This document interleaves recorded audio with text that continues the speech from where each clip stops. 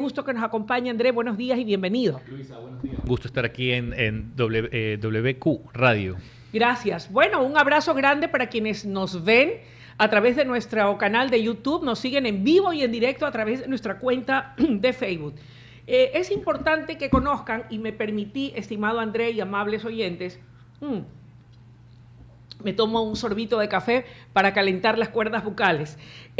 Hay un detalle importante. Pensé qué nombre o cómo titulo esta entrevista, porque este es un tema de la Corte Constitucional, de sus funciones, del rol que cumple, de lo que está haciendo, bastante complejo y tiene diferentes aristas y además tiene cada experto una visión distinta del problema, pero todas son muy respetables y aquí todas tienen espacio.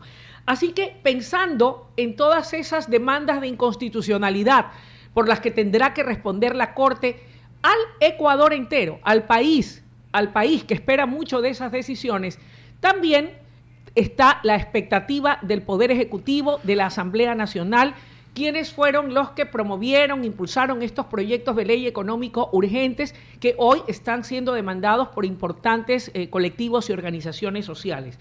Entonces pensé, ¿qué título le pongo? Corte Constitucional, y dije al filo de la navaja, porque, vea, para cualquier lado en el que se vayan, va a ser muy importante las decisiones que tomen. ¿O me equivoco, estimado Andrés? Es vital. En este momento la Corte Constitucional, según el diseño de Montecristi, es un poder, por decirlo, es un extrapoder, un organismo que no está sujeto a ningún tipo de control político, pero toma decisiones políticas. La Corte Constitucional tiene una potestad ilimitada para poder vetar cualquier ley. Son agentes de veto, según la doctrina. Y no solo vetarla, o declarar su inconstitucionalidad, expulsar del ordenamiento jurídico, como se dice técnicamente, pero también la Corte puede imponer leyes, ordenarle a la Asamblea diseñar leyes. Imagínate, la Corte lo ha hecho en múltiples ocasiones. No nos olvidemos, ¿se acuerdan del alcalde de Pujilí? Que se cambió de sexo y se fue a una cárcel de mujer. Claro que sí. Un impresentable, un sinvergüenza. Ya, eso fue ordenado por la Corte Constitucional hace unos años. La Corte Constitucional ordenó a la Asamblea que legisle para que se permita el cambio de sexo en cédulas.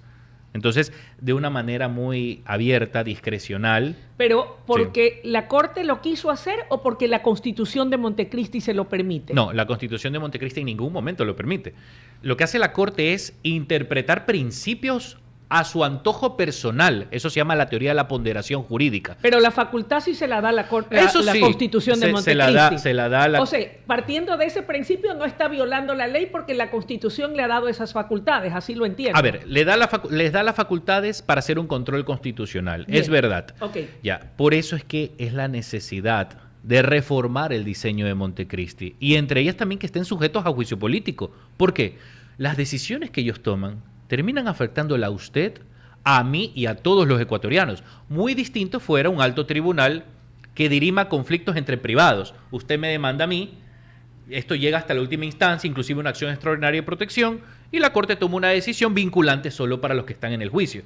Pero así no funciona la Corte Constitucional. Pues la Corte dice, no, desde ahora, esta ley, por ejemplo, el aborto, ya tienen en sus manos la sentencia para despenalizar el aborto al 9º mes. Por ejemplo, imagínense, tiene también la sentencia para el cambio de sexo en niños. Ya la tienen lista, el caso Amada. Dígame, ¿y quién responde por eso? ¿Por qué eso no pasa por un filtro democrático? ¿Por qué la Corte tiene estas potestades ilimitadas, diría yo, hasta dictatoriales? Que usted sabe que en el 2019, en un dictamen, la Corte dijo que ni el pueblo ecuatoriano expresado en urnas puede contradecir o revocar las decisiones de la Corte Constitucional. O sea que estaríamos hablando de una Corte imperial, ¿cree usted? Absolutamente. Peor todavía, una tiranía oligárquica. Se le dice una juristocracia en doctrina. Oiga, André, pero aquí hay un detalle que bien vale la pena analizar. Cuando las decisiones de la Corte son del agrado del gobernante de turno, ahí no pasa nada.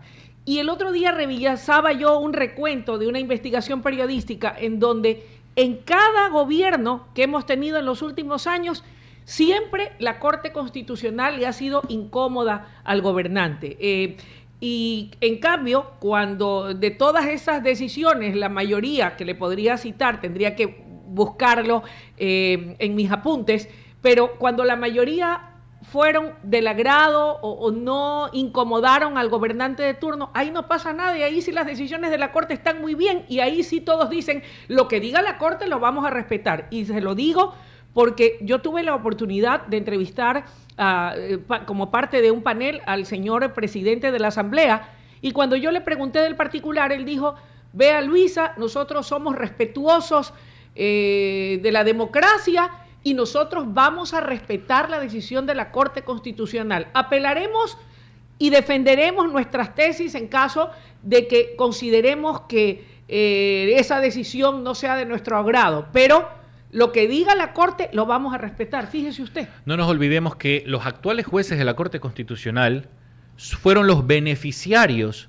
de la consulta popular del 2018, donde se los evaluó y se los destituyó por el Consejo de Participación Ciudadana Transitorio. Así es. ¿Y por qué estos señores, estos jueces ahora, y estos voceros de estos jueces, ahora se oponen a que sean evaluados y destituidos, si ellos son fueron beneficiarios de un proceso de evaluación y destitución del año 2018? Y ahora están diciendo, no, la Corte es intocable. Claro, intocable cuando les tocan a su cargo. Entonces, no, para mí, Luisa, el poder tiene que ser del ciudadano. Si por referéndum, y eso es más bien, el presidente debería hacerlo, porque esta Corte Constitucional para mí tiene una línea política e ideológica completamente contraria a la conveniencia del pueblo ecuatoriano, más allá de este gobierno. Así hubiera ganado Noboa, Jan Topic o otro candidato, hubieran tenido este problema por la Corte. ¿Y sí sabe por qué? Porque se necesita cambiar nuestro ordenamiento jurídico penal para triunfar contra el crimen organizado. Como abogado, como penalista, yo les puedo decir, yo litigo, no se puede. Le voy a hacer un comparativo. ¿Cómo es en El Salvador la prisión preventiva y cómo es en el Ecuador? ¿Cómo no? En el Ecuador, la prisión preventiva únicamente es para garantizar que el procesado no se fugue. Es decir, tú puedes tener un tipo peligroso, miembro de las bandas más peligrosas del país, pero si el tipo dice, señor juez, tengo un RUC, yo soy empresario, ahí está, yo estoy afiliado, yo no me voy a huir. Eso es lo que se llama el arraigo, ¿verdad? Claro. El juez, muchos de ellos coimados, porque reciben coima, el juez y el fiscal, 5,000, 7,000, 8,000 dólares cada uno, que dice, listo, te creo, porque la Constitución y la ley dicen que la prisión preventiva solo puede ser para que no te fugues. ¿Sabe cómo es en El Salvador o en Estados Unidos? Artículo 330 del Código Procesal Penal del Salvador. ¿Qué es lo que te dice? La prisión preventiva también puede ser cuando el juez sospeche de que este sujeto es un peligro para la sociedad. Aquí, el juez no puede decidir si es un peligro. Eso es discriminación y una vulneración del principio de inocencia según Montecristi. Aclarado ese punto, oiga, pero hasta donde yo conozco, y corríjame si estoy equivocada, ya que usted ha traído a guisa de ejemplo estos comparativos con Estados Unidos. En Estados Unidos, ni el presidente Trump se atreve a decirle al máximo organismo de justicia, sabes que no voy a acatar lo que dices. Pero en cambio acá queremos hacer eso. Perdóneme que ahí quiero ponerme como abogada del diablo, estimado abogado. En Estados Unidos existe la figura del juicio político y destitución a los miembros de la alta corte, de la Corte Suprema. Ellos están sujetos a juicio político. Hay reglas políticas. Si ellos se pasan de esas reglas, el Congreso estadounidense también toma sus represalias. Los padres fundadores de Estados Unidos ya preveyeron lo que nos está pasando a nosotros hace 250 años. Alexander Hamilton en los papeles del Federalista, número 81, decía, ante el miedo de que la Corte Suprema usurpe los poderes del legislativo, es decir, vetar leyes, sea un órgano de veto, yo sé que no se va a pasar de la raya porque el legislativo, el Congreso, la puede destituir. Ellos tienen ese contrapeso republicano. Pero en cambio acá no habría tenemos contrapeso. Aquí no tenemos contrapeso. Aquí la Corte Constitucional está blindada. Pueden hacer lo que ellos quieran. No nos olvidemos. Esto no sale en los medios públicos. En abril, la Corte Constitucional decidió que los reincidentes criminales puedan acceder a la libertad mediante medidas sustitutivas. Imagínense en pleno conflicto armado, en el año más sangriento de la historia, ¿por qué la Corte hizo eso? Yo quiero preguntarle a la cara a estos jueces, ¿por qué hicieron eso este año? ¿Por qué le dan más discrecionalidad a los jueces penales para que liberen a estos delincuentes? Ahora, en ese mismo contexto, la importancia de las decisiones que tendrá que tomar la Corte, porque de alguna manera siento yo que frente a este anuncio a través de las preguntas de la consulta popular, donde el presidente de la República está proponiendo el enjuiciamiento político de los magistrados de la Corte como una vía para su destitución, ¿dónde queda, no lo pregunto yo, de acuerdo a lo que han dicho representantes de organismos internacionales muy importantes, tras enterarse de lo que está ocurriendo en el Ecuador, la independencia de poderes, no se atenta ante la independencia de ninguna manera. Poderes, en este caso. No Se atenta contra la justicia, no se atenta contra el Estado de Derecho, abogado. De ninguna manera. Por el contrario, se está defendiendo el Estado de Derecho, se está defendiendo el voto de la legitimidad democrática. ¿Cómo es posible que 9 magistrados que no han sido electos por nadie, no tienen legitimidad? Me disculpan y con todo respeto.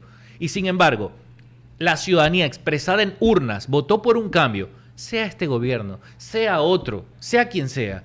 La Corte Constitucional no puede oponerse a los cambios ciudadanos, a las mayorías. No puede. La independencia judicial no es absoluta. ¿Desde cuándo la independencia judicial puede ser un disfraz para abusar políticamente de sus cargos? Y el Poder Ejecutivo o el Poder Legislativo sí tiene poder absoluto, aun cuando se violenten derechos consagrados en la Constitución, que nos guste o no está vigente, de trabajadores, de las organizaciones sindicales. Mire, yo le podría decir lo siguiente. Sí. Yo creo en un gobierno donde sea el ciudadano quien tenga la conducción del Estado, no los jueces. El criterio de los jueces, para mí, sobre todo en temas penales, ya usted tocó un tema ya más de los sindicatos, trabajadores. Así es. Está bien, eso puede ser discutible, pero para mí lo urgente, lo más importante a nivel de la conciencia social que tenemos que tener es la seguridad de los ecuatorianos. Y ellos se están oponiendo a esos cambios. Aquí no, jamás. ¿Por qué cree que Nayib Bukele, a través de la Asamblea Nacional, tuvo que destituir a toda la Sala Constitucional de El Salvador, reformar toda la justicia para poder encerrar a 65,000 terroristas en 9 meses? ¿Era la única forma? La única forma, no hay otra más. ¿Usted cree que acá en Ecuador debemos apuntar hacia allá entonces? Yo lo haría, exacto, yo sí lo haría, totalmente. Ahora, eso es lo que hay que hacer. En cuanto a esa ley de solidaridad que tiene algunas demandas de inconstitucionalidad, se ha suspendido el tema del indulto anticipado y el reconocimiento del conflicto armado interno. Imagínese, la Corte Constitucional suspende el artículo más importante, el número 6. El artículo número 6 que trata sobre la declaratoria del conflicto armado interno, dejando inútil toda la ley, porque esa ley solo se activa en conflicto armado. ¿Qué es lo que propone esta ley? Lo mismo que El Salvador. ¿Cómo cree que Nayib Bukele encerró tan rápido a 65,000 terroristas? Porque no tenía este impedimento legal. Y no solo eso, porque en El Salvador existe el delito de pertenencia a grupos armados organizados. La ley de solidaridad incorpora el delito de pertenencia.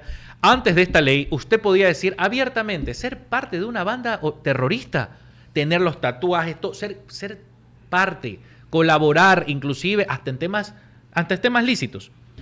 Pero usted no podía ser procesado a menos que le comprueben un delito particular, sicariato, secuestro, extorsión, delincuencia organizada. Oiga, pero ahí sí me preocupa, porque si alguien tiene un tatuaje, no por eso uno puede presumir que es delincuente. Lo digo, o sea, con todo respeto. No, eso está bien. ¿Qué hicieron en El Salvador? Ajá. Desde ahora, todos los que son parte de las bandas, sin necesidad de yo probarle el delito, sino que yo demostrar la intención de esa persona en colaborar con esa banda, así sean temas legales, así sean temas lícitos, te me vas 30 años preso. Aquí se quiso hacer lo mismo, con la ley de solidaridad, 22 a 26 años preso. Con eso limpiábamos las calles, eso es una herramienta extraordinaria. En una guerra, tú no me vas a decir que te vas a pasar al bando del país contrario, pues. O sea, si tú haces eso, eres un traidor a la patria. Por supuesto. Lo mismo, pues tenemos que ser serios, aterrizar los conceptos. No estamos... ¿A quién llama traidores de la patria? ¿A los 9 magistrados de la Corte Constitucional? A todo juez que libere un delincuente peligroso en conflicto armado es un traidor a la patria. Eso para mí, eso siempre lo he sostenido. Un juez que libere a un enemigo de nuestro país es un traidor a la patria. Y en ese mismo grupo usted está poniendo a los 9 magistrados de la Corte Constitucional. Miren, no sé si lo hacen consciente, inconscientemente, son tontos útiles de alguna ideología, o usted mencionó unos organismos internacionales, por cierto. Hay una misión, Observatorio de Justicia, Misión Internacional de Observatorio de la Justicia Ecuatoriana, que está liderado por Diego García Sayán y Antonia Urrejola. Son 2 extranjeros, uno de Chile, otro de Perú, defensores de derechos humanos, de todas estas causas. Ellos también protestaron contra Nayib Bukele, ellos son promotores de la ideología de género en niños, de hecho. Critican a Bukele porque él prohibió aquello también.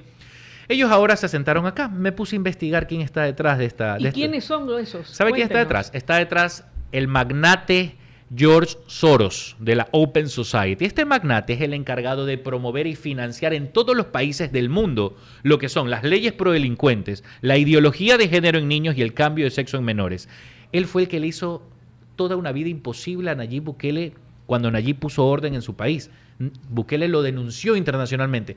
Ahora ellos están aquí para defender la Corte Constitucional. Yo no hablo de que defiendan en defensa de este gobierno. Puede ser este gobierno, puede ser cualquiera. Esto es una materia no de gobierno, esto es una materia de Estado. Esto es una materia para la gobernabilidad. Esos intereses internacionales, Luisa, están en este momento operando en el Ecuador. Y el tema del indulto anticipado, abogado, mire, que también está en la ley de solidaridad que está siendo cuestionada. Estoy completamente de acuerdo. En Estados Unidos el perdón presidencial, que es el indulto. Nosotros tenemos el indulto copiado de la figura del perdón presidencial estadounidense. Esa fue la primera república presidencialista en el mundo. Ahí es anticipado. Inclusive para los delitos futuros que podrías cometer.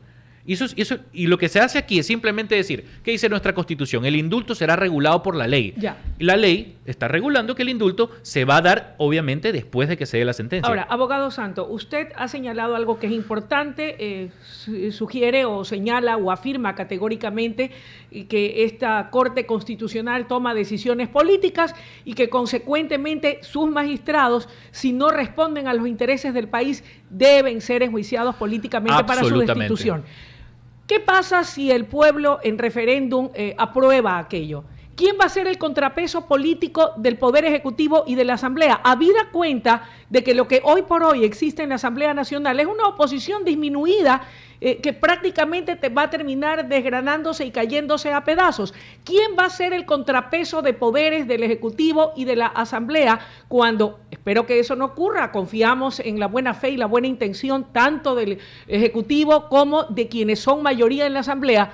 Mañana resulta que pretenden hacer lo que quieran, que no responden a los intereses ciudadanos. ¿Quién les va a hacer el contrapeso si ya no existe ni siquiera la Corte Constitucional, que usted le ha llamado la Corte de los Superpoderes? Usted acaba de tocar un tema importantísimo que en este momento nadie está hablando. La reforma de cómo tiene que ser electo la Asamblea Nacional. Porque en este momento la Asamblea se elige al mismo tiempo de la presidencia. Así es. ¿Y eso qué provoca? Que los que entran no entran por sus propios méritos, sino por lo que arrastra el presidente. El sistema de arrastre de la lista del candidato a la presidencia. Por lo tanto, la lealtad de esos asambleístas no es con el pueblo, porque ellos no se deben, el voto de ellos no se deben al pueblo, se deben al arrastre de su candidato a la presidencia y se deben al dueño del partido para poder reelegirse y que los pongan en la lista. De hecho, hay mucha gente que uno ni conoce, nunca los ha visto en la vida, pero entran por default. En la última elección en Guayas votamos por 21 asambleístas. ¿Alguien me puede decir cómo se llaman esos 21 asambleístas? Nadie lo sabe. No. Nadie. Yo tampoco lo sé, porque el sistema está hecho para que el ecuatoriano no haga un voto consciente, sino que hagamos un voto en plancha. Ellos entran en banda, como si fueran una banda. Así sean perfectos desconocidos o ilustres desconocidos. Exacto. Entonces, ahora se quiere engañar al pueblo diciendo, no, que ahora los asambleístas tienen que tener electos en segunda vuelta. Pero eso sería peor todavía. Oiga, sería muy bueno que eso que usted está diciendo entonces, ¿qué es lo que debe de hacerse? Lo escucho. Y lo segundo, que lo haga pues esta asamblea. Para ahí sí que ahí a nadie le quede duda de que no es que se quieren sacar de por medio a la Corte Constitucional porque no les agradan sus decisiones, porque alguien tiene que hacer el contrapeso al Ejecutivo y al Poder Legislativo, ¿o me equivoco? Absolutamente. Ya. Un verdadero contrapoder del Ejecutivo es una asamblea, un parlamento electo en un momento distinto, cuando sus parlamentarios son electos por sus propios méritos. ¿Por qué? Porque en el sistema ecuatoriano, como ellos se deben el voto, el curul, ellos no lo deben al pueblo. No, señores, ellos lo deben al arrastre de su candidato a la presidencia y a su partido. Sí, pues ya que queremos transparentar las cosas y hacerlas bien, también, hagámoslas bien. Ahí estamos completamente de acuerdo. Lo que se necesita es que los asambleístas ya no sean electos por las listas. No, señor, sino tenemos que imitar el modelo estadounidense o el modelo francés o el inglés. ¿Cómo funciona ahí? El barrio, un barrio de 30,000, 80,000 personas, una comunidad territorial, elige a sus representantes, son como microalcaldes. ¿Me explico? Claro que sí. Usted es una mujer de territorio, usted sabe a qué me refiero. Ese barrio, esa comunidad barrial, elige a su representante para que lo represente en el Parlamento. Ese representante, ese parlamentario, sabe, yo tengo que quedar bien con mi electorado, porque si yo los traiciono, imagínense lo que ocurre en muchos gobiernos, que los asambleístas, como se deben al gobierno de turno, dicen, el país está perfecto, no estamos en crisis, todo está bien. Y así en un momento determinado el gobernante de turno está equivocado, le dirán que está perfecto. Eso está porque no hay separación de poderes en origen. Para que exista en origen, las elecciones asambleístas tienen que irse, por ejemplo, a las seccionales. ¿Por qué? La naturaleza de la representación del Parlamento es la representación local, vecinal, territorial. ¿Y por qué es que a pesar de que pasan y pasan los años seguimos con esa modalidad? Porque desde el año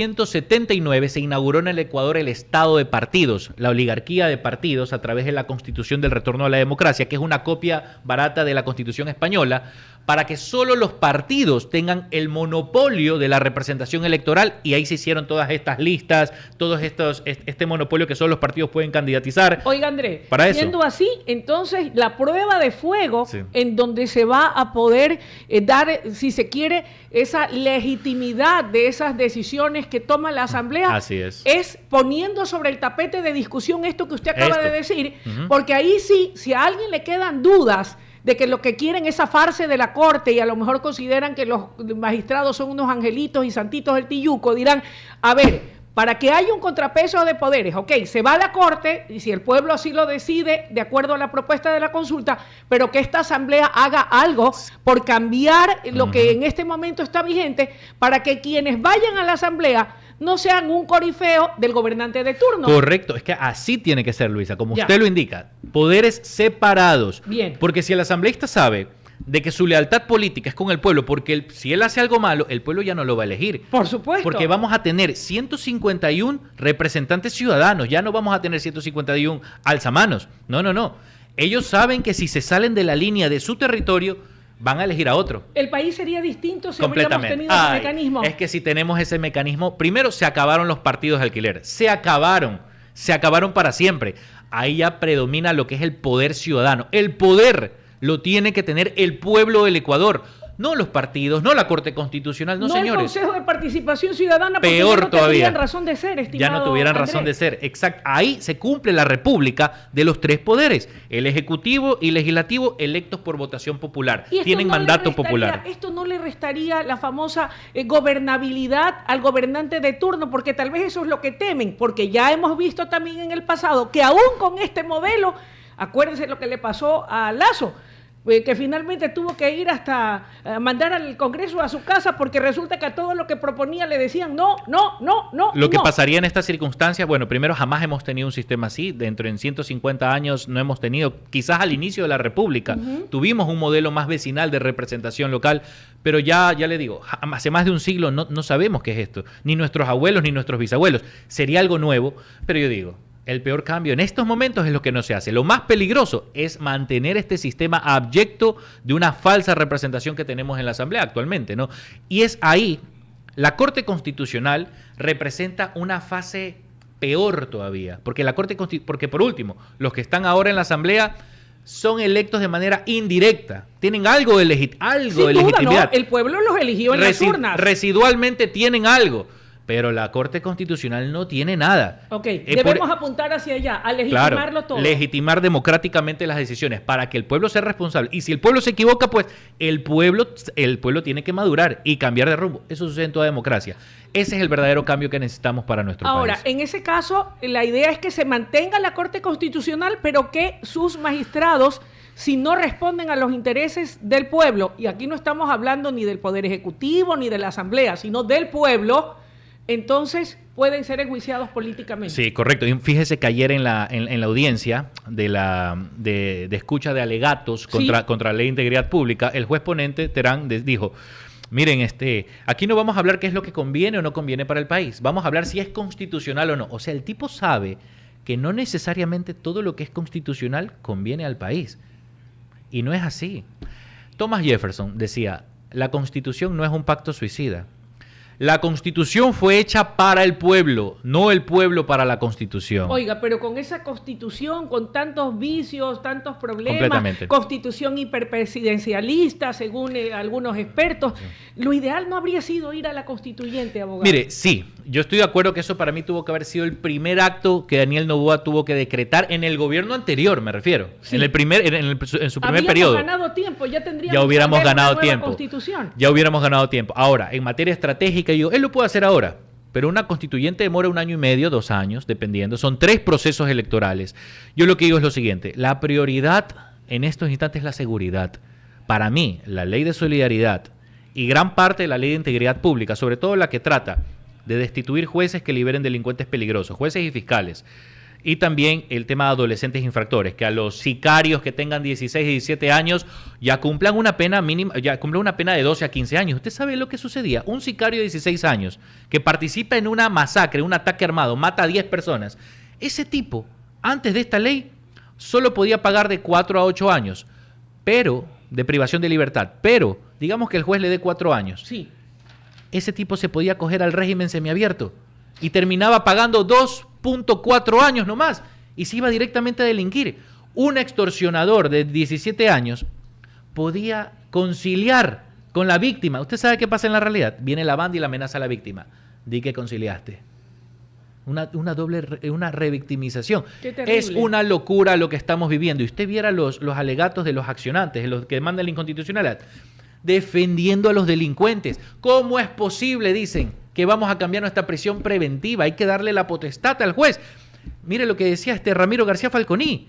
¿Cómo es posible que los jueces y fiscales van a ser destituidos si liberan a los delincuentes? Pobrecitos, la independencia judicial. Es precautelar la seguridad de la ciudadanía. Es la seguridad, correcto. O sea, créame, yo he visto abogados impresentables. Entiendo, están cumpliendo, han de ser contratados pues por estas organizaciones, pero primero es el país. No necesitamos abogados prodelincuentes, necesitamos juristas patriotas en este momento para el país, un momento de crisis. Es un momento crítico y es un cambio histórico. Oiga, en el tema de la ley de integridad pública, me voy a extender un poco más y en un rato vamos a enviar al corte, en virtud de que por motivos de fuerza mayor y de salud, la abogada laboralista no va a poder conectarse con nosotros. ¿No tiene usted inconveniente en acompañarnos un rato más? Claro. Vamos a una breve pausa y enseguida seguimos con este interesante diálogo junto al constitucionalista Andrés Santos. Ya volvemos.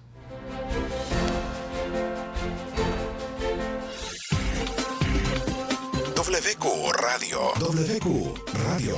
Está siendo retransmitido por Radio Candela 90.7 en la provincia de El Oro y Diario Opinión.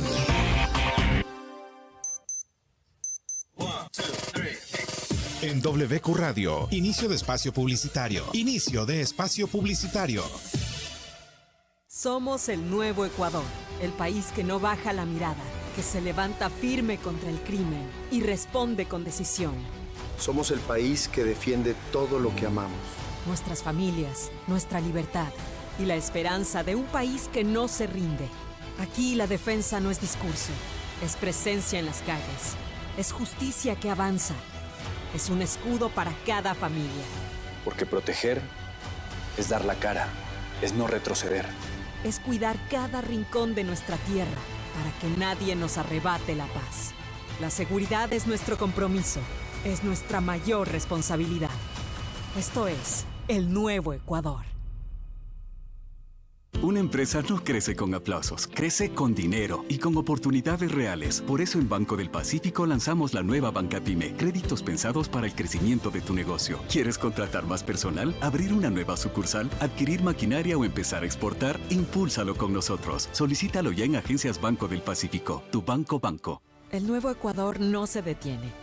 Se anticipa, se prepara, no espera a que la crisis llegue. Trabaja desde antes para que tú no tengas que preocuparte. Eso también es construir futuro, recuperando lo que otros dejaron caer, generando energía donde antes hubo abandono. Hoy, Ecuador está listo. Gracias al trabajo de estos meses, más de 1.500 megavatios se han sumado al sistema eléctrico. Hidroeléctricas, térmicas, barcazas, el embalse Mazar al tope. Y todo ha sido por ti, para que no pares. Porque cuando nosotros no nos detenemos, ustedes tampoco tienen que hacerlo. El nuevo Ecuador. Energía que construye futuro. Después de un accidente de tránsito, cada minuto es crucial para las víctimas. Por eso, usa tu celular para solicitar ayuda. Siempre cede el paso a los bomberos. Si existe una herida externa, ejerce presión para evitar la hemorragia. En caso de lesiones graves, espera la asistencia de paramédicos o personal de rescate. Cuida tu vida, conduce con precaución y actúa a tiempo. La prevención es la clave. Este es un mensaje del Benemérito Cuerpo de Bomberos de Guayaquil. ¡Hey, tú, primito! De seguro ya quieres cambiar esa TV obsoleta que no carga y se congela. Aprovecha la calidad única de un Google TV de Prima, donde su pantalla 4K te brindará una muy alta resolución en entretenimiento al mejor precio. Su comando de voz y asistente de Google te garantizará recomendaciones y acciones en tiempos más rápidos. Todas tus series, películas y el contenido que más te gusta desde la Play Store. Tu prima Google TV. Real como tú. Encuéntralos en las principales tiendas y almacenes a nivel nacional. En WQ Radio, fin de espacio publicitario. Fin de espacio publicitario. Usted se está informando con Luisa Delgadillo. 8 de la mañana con 36 minutos. Estamos de vuelta. Esto es WQ Radio en el Noticiero Nacional. Vamos a continuar nuestro diálogo con el constitucionalista Andrés Santos. Hemos estado desmenuzando muchos de estos temas de mucha actualidad. Y una de las leyes económico urgentes que ha tenido muchas observaciones, la mayoría, van a la Ley de Integridad Pública. Usted ha citado algunos de los puntos, como el tema del aumento de la pena a los menores infractores, pero que hayan cometido delitos graves como el asesinato. Yo en lo personal lo comparto, estoy a favor. Si tuvo las agallas para quitarle la vida a una persona, tiene que ser responsable de sus actos y cumplir una pena como un adulto en prisión. Ahora, vamos a otros puntos que están siendo muy cuestionados, sobre todo por las organizaciones de sindicatos, trabajadores, organizaciones sindicales, y es la que tiene que ver con el tema de las evaluaciones que ellos sostienen. Les preocupa muchísimo su estabilidad laboral, y es que hoy por hoy, partiendo de la premisa de que no todos tenemos la buena fortuna de tener un empleo digno, formal, en un país donde no hay mayores oportunidades, definitivamente el que tiene su trabajo quiere cuidarlo con la vida. Correcto. Allí, dígame usted, ¿existe el riesgo de que se estén violentando los derechos sagrados del trabajador, lo cual sí está consagrado en la Constitución? ¿Y hasta qué punto? ¿Hasta qué punto? Lo que dice la ley es lo siguiente: ellos van a ser evaluados. Y es verdad, todo funcionario público tiene la obligación de rendir cuentas, porque imagínense, de lo contrario estuviéramos en un régimen tiránico, dictatorial, ¿no? Y eso está bien, todos tienen que rendir cuentas. Lo que se critica es la calificación. ¿Cómo se va a calificar? Entonces tú tienes excelente, muy bueno, satisfactorio. De ahí sigues insuficiente. Si tú sacas 2 veces solo satisfactorio, ya es motivo de destitución. Pero la palabra es que aterra, porque en realidad no debería ser satisfactorio, debería ser regular. Porque es satisfactorio y arriba está muy bueno y arriba está excelente, sobresaliente. Entonces le han puesto esta palabra que suena mal, suena como que, pucha, si saco satisfactorio 2 veces me van a votar, ¿no? Oiga, ¿y bajo qué premisas, ya que eso es lo que dice la ley, se despidieron a 5.000 servidores públicos? Porque los dirigentes de los sindicatos dicen que no hubo estudios técnicos, que no hubo una verdadera evaluación, que los tomaron por sorpresa, que han votado a muchos de los que entraron en el correísmo y que porque entraron en la nómina de las épocas del correísmo, todos esos están fuera. Esos se fueron. ¿Qué hay de cierto en eso, estimado abogado? Hay dos tipos de contratos. Está el contrato ocasional en el servicio público, es decir, son contratos que duran hasta 2 años. ¿Qué ocurre? El Ejecutivo tiene la potestad discrecional de elegir, esos contratos no tienen estabilidad. Es decir, si quiero trabajar hasta mañana y vuelvo a contratar a otra persona, son así. Partiendo de esa premisa no se está violando ningún derecho. Eso de ninguna manera. De ahí vienen los contratos provisionales, que son una anomalía. ¿Qué ocurre? Los contratos de nombramiento provisional son una contradicción en sí, ¿no? Es cuando por negligencia, la administración pública permitió que estos contratos ocasionales tengan una prórroga. Se prolongaran en el tiempo de manera eterna, como si fueran normales. Exacto, y nunca hicieron concurso. Porque el concurso de méritos de oposición es lo que le da la estabilidad total al servidor. Y se dieron esta forma híbrida, mixta, entre nombramiento provisional. Es decir, es como que estás con estabilidad, pero no mucho. ¿Ya? Entonces, lo que hace esta ley es decir, los contratos provisionales son una invención, es un tema híbrido, es una irregularidad como tal. O sea, constitucionalmente no están legalmente amparados esos contratos. No, o sea, bueno, la Corte ha tomado decisiones en el pasado, sentencias que dicen que no, que estos contratos gozan de plena protección también, ¿no? Pero ya hablamos en serio. Si hablando en serio, tú necesitas gobernar, sea este gobierno, sea cualquiera. Tú necesitas gobernar, claro, con tus personas de confianza en puestos clave. Y tú también necesitas sacar elementos, digamos que... Que están boicoteando el trabajo bueno que se quiera que podría hacer. ser. Ahora, yo no digo que todos los que han sido cesados sean boicoteadores o sean malos elementos, pero el servicio público, tenemos que entender, es una honra en realidad. Es decir, está sujeto al escrutinio público, donde la ley ampara de manera perfecta son solo a los nombramientos por mérito y oposición. O en el sector privado, pues al trabajador. Pero cuando estamos hablando de una situación, los trabajadores con contrato ocasional, no nos podemos quejar. Yo alguna vez, hace 14 años, trabajé para un ministerio durante unos meses. Yo sabía que en cualquier momento me podían sacar, si le caía mal al jefe. Es que eso es así, porque ahí se ejerce la voluntad política, el poder, esa es la naturaleza de ser esos contratos. Es el que el jefe de Estado, electo por el pueblo, pues él tiene la discrecionalidad de saber a quién pone o no, por las razones que tiene Y pertinentes. en ese mismo contexto, ¿cuál es, de acuerdo a lo que dice la Constitución, el rol o el papel del Estado? ¿No es acaso el de dictaminar o dirigir las políticas públicas para que el país funcione, ya sea por fortaleciendo la parte pública, mediante incentivos para que exista en el sector privado la buena predisposición de hacer alianzas estratégicas público-privadas y en esa forma poder crear fuentes de empleo? Así ¿O es. en la Constitución dice que el Estado tiene que crear en fuentes de empleo? Y no importa cuán obeso y desbordado quede, porque toda la plata del Estado se va a ir en pagar nómina de empleados públicos. Claro, son casi 11.000 millones de dólares que se va en pago de nóminas. Imagínense, nuestro presupuesto general del Estado son 35.000 millones. El 11.000 millones se van solo en pago de nóminas. Es decir, la Constitución de Montecristi es tremendamente estatista. Todo por el Estado, todo a través del Estado. El Estado puede intervenir hasta en operaciones económicas, dice la Constitución de Montecristi, en toda transacción de mercado.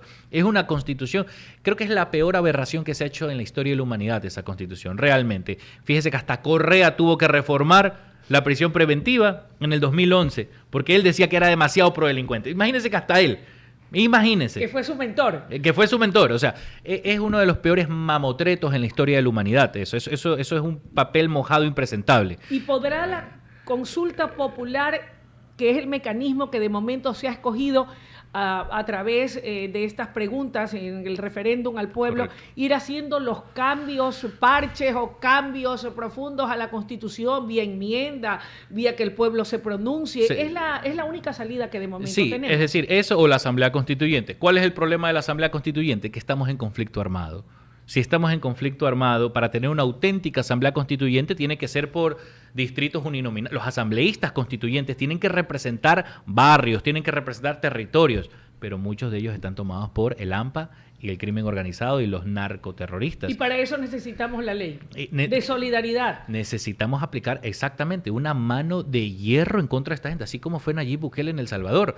Pero la Corte Constitucional se opone radicalmente a todo tipo de cambio en nuestro sistema penal que sea en ese sentido. Ellos consideran que El Salvador es el enemigo. Ellos consideran que esos gobiernos, como el de Bukele o gobiernos que han aplicado la mano de hierro, son prácticamente, ellos son enemigos a su ideología. Oiga, Andrés, lo escucho y entonces yo ya puedo Claro. vaticinar qué va a decidir la Corte. Sí, no, yo creo, a ver, la Corte, no obstante, porque de eso se trata el juego político, como han existido marchas y cada vez la ciudadanía se entera que la Corte en realidad tiene una línea ideológica hipergarantista, es decir, prodelincuente, en otras palabras, para que la ciudadanía lo comprenda mejor.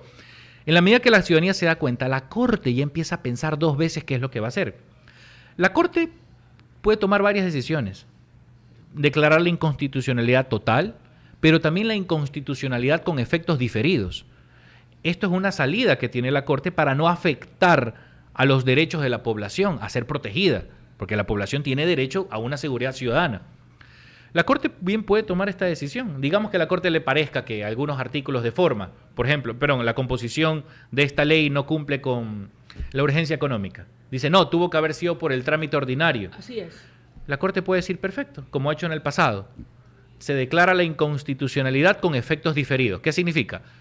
Esta ley sigue vigente hasta que la Asamblea cree una nueva, ya bien hecha, es decir, ya con todos los procedimientos y En el ámbito legalidades. económico, pero ustedes consideran que la parte penal debe mantenerse Total. y sostenerse Es tal cual y fue aprobado por la Asamblea y presentado consecuentemente por el Ejecutivo. Es que esto es lo más importante. La parte penal es la privación de libertad del enemigo de la patria. Si no podemos capturar y privar de libertad al enemigo del país, que son los narcoterroristas, los secuestradores, los extorsionadores, no vamos a poder hacer nada. Mire, por cada ley prodelincuente de que es aprobada, de que es impulsada por esta corte, afecta directamente a las ciudades con mayor criminalidad como Guayaquil. Usted puede ver, esto es evidente. Mire cómo hace poco un juez y un fiscal fueron los responsables en liberar a una banda de secuestradores que habían secuestrado a estos comerciantes que aparecieron muertos en una cisterna. Lo recuerdo. Nosotros en el Movimiento Firmes le pusimos una denuncia a ese fiscal y a ese juez ante el Consejo de la Judicatura exigiendo su destitución, porque eso no puede realizar un magistrado de ninguna manera. ¿Y qué pasó? Este juez y este fiscal los liberaron. ¿Y qué hicieron estos secuestradores? El día siguiente volvieron a secuestrar y a matar. Esa sangre está en sus manos, señores. Quiero que no se les olvide eso. Ya el Consejo de la Judicatura, esperemos que destituya. Nosotros cumplimos como ciudadanos en poner la denuncia. Ahora eso está en manos del Consejo de la Judicatura. Pero podemos dar crédito a ese Consejo de la Judicatura, que al igual que el Consejo de Participación Ciudadana, perdónenme, pero deja mucho que desear. Y allí otra preocupación, en este caso de abogados en libre ejercicio agrupados en diferentes colectivos y de la ciudadanía en general, que ha visto, como usted bien lo señala, y hay esa desazón, ese desencanto en el Poder Judicial, y queremos una justicia que responda realmente a los intereses del país, de la ciudadanía en general, del pueblo, que la justicia no sea solamente para los de cuello blanco y corbata. Queremos una justicia limpia, transparente, despolitizada. Y allí la preocupación que existe frente a este planteamiento que incluye también la Ley de Integridad Pública, en donde se señala la necesidad de convocar a una emergencia, o declarar, perdón, a una emergencia de la justicia, pero a la gente le preocupa que el remedio resulte peor que la enfermedad y que todo aquello que se quiere desterrar, como es la politización, como es la corrupción, termine convirtiéndose en más de lo mismo. ¿Cómo evitamos? Porque la gente todavía tiene en su memoria o en su retina, estimado André, lo que ocurrió recientemente con el tema del Consejo de la Judicatura en la Asamblea, donde era una encarnizada lucha de quién cooptaba o se tomaba el Consejo de la Judicatura y quién ponía los nuevos delegados o representantes. ¿Qué hacemos para poder despolitizar el Poder Judicial? Que no queden vestigios de duda de su transparencia, de su verticalidad, y que no va a pasar de un partido a otro partido político. Correcto. Aquí tenemos también una materia del concurso, un concurso público. Pero ¿qué ocurre, Luisa? Estos concursos siempre son amañados. Siempre son amañados. Aquí no entra el mejor, aquí entra el que tiene palanca y que conoció las preguntas del examen antes del examen. Entonces, eso es lo que sucede siempre.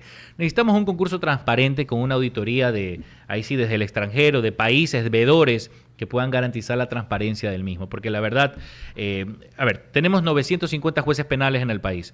Necesitamos purgar la mitad mínimo. Mínimo la mitad se tiene que ir a su casa o preso, porque son corruptos. Esa es la realidad. Pero tienes un vacío, pues necesitas meter casi 400. De hecho, tenemos hasta un déficit de jueces. Claro que necesitamos más o menos unas 600 nuevas contrataciones. Solo en Guayas sé que faltan como 170 jueces. Imagínense, solo en Guayas. De fiscales lo mismo, tenemos un déficit de 600 fiscales. O sea, así tampoco podemos seguir. Es que es imposible. Tenemos déficit de fiscales y tenemos muchos fiscales corruptos que se tienen que ir a la casa o presos. El problema es qué plazo le vamos a dar a esos jueces temporales, porque si la ley no determina cuánto tiempo tiene que durar la emergencia, luego nos va a pasar aquello que estamos cuestionando, como el tema de los contratos provisionales que fueron nombrados por una temporalidad y resulta que se termina el gobierno y siguen los jueces temporales. Correcto. O siguen los integrantes del Consejo de la Judicatura de manera temporal. ¿Usted no cree que debió haber un límite, una temporalidad? Así como se exige que deben haber límites en los contratos temporales o provisionales, el sentido común, el deber ser y la lógica me dice que también debió existir en esa ley una temporalidad para que operen esos jueces temporales, ¿o me equivoco? Usted que es un hombre recto. No, sí, esos jueces temporales tienen que tener un plazo definido y tienen que tener el derecho también de concursar cuando ya se aperture un concurso legítimo, con las garantías, con veedores internacionales, sin capacidad de que sean amañados, como siempre sucede.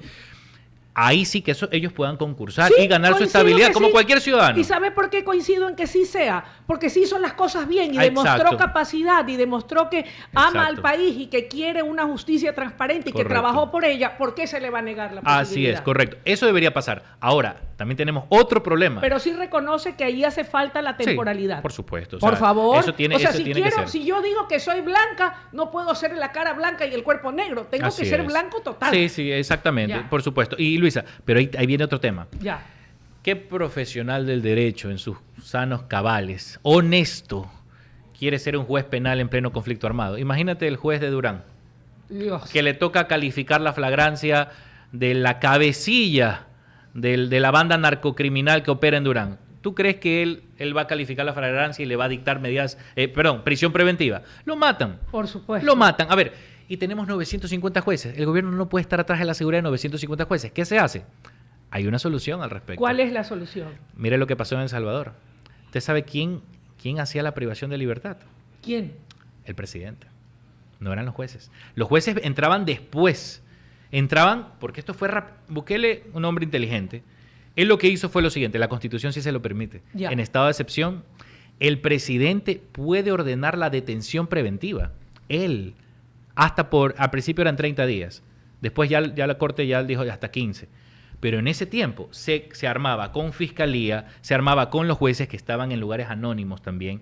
Se los juzgaba de manera colectiva. Eran audiencias. ¿Por qué? ¿Sabe que son 65,000 terroristas procesados en 9 meses? Él tuvo que hacerlo de manera industrial. Sanó ese país. Ese nivel tenemos que hacer. Y tenemos que también poner las salvaguardas para que no se cometan abusos y errores, que siempre los va a haber, siempre, por supuesto. Por ejemplo, lo que estamos proponiendo en Firmes.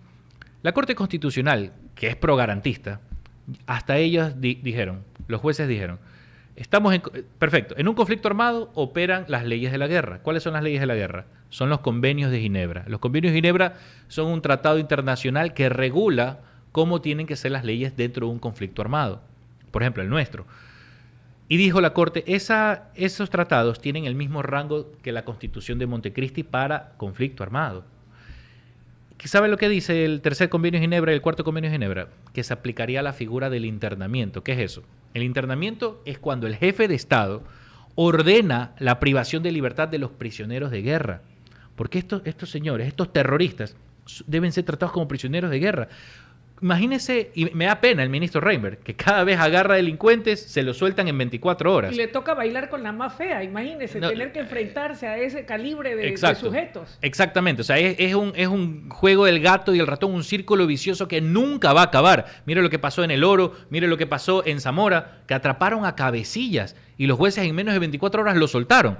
Hay muchas razones, desde la corrupción, hasta que temen por su vida. Hasta que temen por su vida. Un juez de primer nivel en un conflicto armado no puede tener competencia para decidir sobre la libertad o no del enemigo de la patria. No, porque no hay garantía. Si es conflicto armado, ¿sabe qué significa? Que el Estado no tiene garantizada la seguridad de la población. Es por eso. Los jueces no tienen garantizados ni su vida. Lo que tiene que suceder, lo que nosotros proponemos es algo muy radical, que va a causar escándalo en los prodelincuentes. Nosotros estamos proponiendo la creación de una lista negra de todos los delincuentes de un alto perfil criminal que tengan antecedentes, reincidencias en delitos peligrosos. No estoy hablando de delitos de defraudación tributaria, no estoy hablando de delitos de cuello blanco, no. Solo delitos sangrientos, secuestro, extorsión, sicariato, armas, terrorismo, etcétera. Por supuesto, todos los que sean delitos dentro del conflicto armado, hacer una lista, estamos hablando de miles, y hacer detenciones masivas, sin orden judicial. Eso, y tenerlos confinados en campos de internamiento como determinan los convenios de Ginebra, porque nuestra población penitenciaria ya está hacinada. No tenemos más espacio. ¿Y sabe cuántos son ellos? Son aproximadamente, según la policía y los militares, son casi 60,000 individuos, miembros relacionados con los grupos armados organizados. No estoy diciendo que 60,000 los vamos a meter, es imposible, no, aunque Bukele sí lo hizo. A Bukele no le tembló la mano. Pero lo malo de este país, Luisa, es que todo lo queremos hacer a medias. Decimos que estamos en conflicto armado, pero no ponemos leyes del conflicto armado. Todo lo hacemos mitad, en medianía. Falta de radicalidad, falta de entrega, falta de entereza. todo lo queremos hacer mitad. Eso está mal. Si tenemos que salir de esta situación, tenemos que tomar esta medida. No va a haber otra solución, señores del gobierno. Si ustedes no toman esta medida, escúchenme bien, que no se les olvide, nunca van a salir de esta situación. Se les va a colapsar el gobierno. Si ustedes no toman esta medida que les estamos proponiendo desde el Movimiento Firmes, que es el internamiento, que es encerrar a esta gente en campos de internamiento como tal, ustedes no van a salir. ¿Por qué? Porque cuando podemos tener hasta buenos ministros, como este señor Reinberg, que atrapa a los delincuentes, pero en menos de 24 horas los jueces y los fiscales los van a soltar. Ustedes tienen que encerrar a toda esta gente, a todo este perfil criminal, en campos de internamiento hasta que cese el conflicto armado. Solo después de eso tienen que venir los juicios y los procesamientos penales, porque ahí los jueces tienen garantías de su vida, con jueces telemáticos, porque los van a matar. O sea, eso va a suceder. Hoy, si un juez le pone prisión preventiva a un cabecilla, eso es una sentencia de muerte para el propio juez. Concluyo la entrevista, quiero concluirla con el tema de la ley de inteligencia. Y aquí hay muchos cuestionamientos, no solamente de los políticos, sino del ciudadano común y silvestre, como usted y como yo, como Mayra, como Albertito, como Sebastián, nuestro equipo de producción, como ustedes, amables oyentes. Aquello de que se va a permitir realizar operaciones encubiertas sin orden judicial ni procedimiento administrativo. 1. Habilitarán prácticas de vigilancia y recolección de información sin control judicial ni límites claros. Admisión a primera vista, el nuevo régimen de inteligencia instaurado por el oficialismo. Y además el tener el poder para obligar a las operadoras telefónicas a que entreguen sus conversaciones privadas, correcto, la de cualquier cristiano. ¿Usted está de acuerdo? Correcto. A ver, esto ya existe en Estados Unidos con la ley Patriota. Y también, por ejemplo, el FBI puede dar unas cartas de requerimiento a toda empresa privada, más aún pública, para que le den información. Eso existe. ¿Cuál es el problema? El problema es que esta ley no dice que sea por motivos de terrorismo. Esto solo tiene que ser justificado en graves motivos de la seguridad nacional y terrorismo. ¿Aquello le falta a la ley? Sí, entonces le falta, por supuesto. ¿Y por qué le falta eso? Porque imagínense, puede ser usado para fines políticos. Yo estoy de acuerdo con la ley de solidaridad, muchas partes de la ley de integridad pública, pero la ley de inteligencia siento que le falta par de contrapesos. Por ejemplo, el tema de las intervenciones. Claro, ellos se quieren cuidar legalmente, porque si un policía me intercepta sin orden judicial, ese policía cae en el delito de interceptación ilegal de datos, o también violación a la intimidad. Ellos pueden ser procesados por eso, es verdad. Pero obvio, necesitamos interceptar llamadas, por ejemplo, en un secuestro. Se necesita eso es obligatorio. Pero para ese tipo de casos no puede ser tan abierto. En Estados Unidos, ¿qué hicieron? ¿Cuál es el riesgo de que sea abierto? Cuénteme. El riesgo para no decirlo yo, sino que lo diga usted. Sí, a ver, el riesgo yo no estoy diciendo que el presidente va a poner a espiarse a las personas, su vida privada. No. Tú vas a necesitar 500 a 600 funcionarios que estén interceptando estos datos, pero esos funcionarios, ¿qué garantía tenemos que van a usar esa información de manera adecuada? Se puede vender esa información, se puede, usar para extorsión y muchas cosas más. Eso es lo que preocupa y es por eso que esas operaciones tienen que estar escrutadas por la ciudadanía a través de un comité especial en la Asamblea, que sí lo dispone, pero ahí volvemos otra vez al problema de la Asamblea, que no es plenamente independiente. Es un poder que le falta tener una representación auténtica a través de una reforma electoral. Eso es vital, pero es que además per se, si estas leyes quedan así como están y no se toman en consideración estas observaciones, indistintamente de quién sea el gobernante de turno, si mañana está Juan Pérez de presidente del partido Los Verdes y le cae mal Luisa Delgadillo, dice, persíguela. Claro. Averigua de su vida privada. Correcto. O sea, o cualquiera otro ciudadano. Ojo. Y eso también es algo que preocupa. Algún Correcto. tipo de retaliación por sentir diferente, por pensar diferente, porque no comulgo con ciertos principios o decisiones políticas. Pero yo puedo disentir, mas mientras no cometa ningún acto ilícito, no tendría por qué estar expuesta si la ley no lo dice tácitamente como usted lo señala. Esta ley solo tiene que ser para delitos violentos de alta peligrosidad. Solo para eso. Y tiene que decirlo. Tiene que decirlo, claro, porque el que no lo hace, que sea procesado por violación a la intimidad. Solo tiene que ser para delitos de alta peligrosidad. Pero hasta eso el daño está hecho, estimado, si es que no se lo cambia. Por supuesto, o sea, está bien. Yo sí estoy de acuerdo que el Estado tenga la potestad de intervenir llamadas de los narcotraficantes, de los terroristas. Con usted. Tiene que ser, pero para ese tipo de delitos, señores, no para espiar políticamente. Porque claro, yo también veo vergonzoso, ¿no? La oposición, porque Sí. también estamos criticando esta ley, está bien, pero también veamos los alegatos de la oposición. ¿Cómo no? ¿Qué es lo que dicen? No, que estas leyes nos van a perseguir. Por ejemplo, la ley de solidaridad nos va a perseguir. A ver, señores, esta ley es solo para los delitos de alta peligrosidad. Así es. Yo no veo que los asambleístas del correísmo... a ver, ellos pueden tener delitos de corrupción. Está bien, eso es una cosa. Pero ellos no es que están procesados por secuestro, por Y además sicariato. no están todos tampoco. Por supuesto, corrupción. exacto. Hay o sea, de todo en la viña del exacto. Señor. Los delitos de persecución política son los de cuello blanco. Por ejemplo, defraudación tributaria, peculado, enriquecimiento ilícito. Esos son los delitos que se usan para perseguir a los opositores. Claro. Lo que se tiene que proponer es que solo se pueda, no para esos delitos, sino para los delitos violentos, sicariato, extorsión, secuestro, terrorismo, armas largas, etcétera. Necesitamos un perfilamiento criminal, una verdadera política criminal. Porque no es posible tampoco, Luisa. Imagínate que a veces una persona que comete un ilícito no peligroso, a ese sí, por ejemplo, tú puedes tener en tu hacienda una escopeta y eres un padre de familia, eres una persona así, que se ve. O sea, tú Aclare que tienes no tengo ni una chacra, por si acaso. puedes tener una escopeta. Te procesan y te ponen en prisión preventiva. Claro. Pero eso sí, cogen una banda que tiene fusil, granadas, explosivos, denle medidas sustitutivas, Terrible. pónganlo en libertad, porque son empresarios, está presentando un RUC. Por No, Dios. señor, o sea, estamos al revés. Claro. Eso tiene que cambiar mediante estas propuestas que estamos haciendo.